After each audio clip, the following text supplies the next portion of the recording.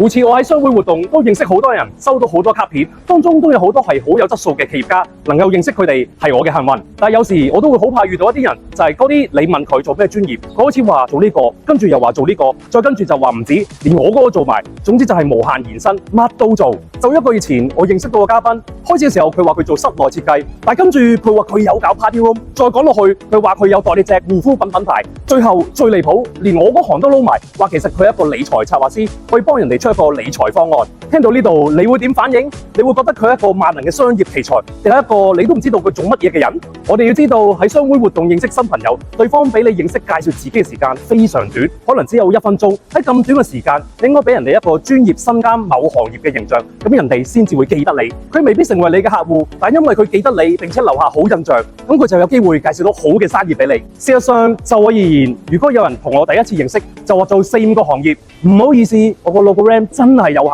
好難記得你一個人咁多專業，我只會擰轉頭就失去印象啦。所以向新認識嘅人自我介紹嗰時，保持你嘅專業度，令到別人對你第一次見面就留下良好清晰嘅專業形象。喺擴展建立人脈嘅人一定要謹記啊！但一定有人話我真係好多業務並且做得好好，咁應該點做？有辦法嘅，我哋下一條視頻就同你分享。我係 Anthony Liu，香港 BNI 高級董事顧問，關注我，同你分享更多人脈心法。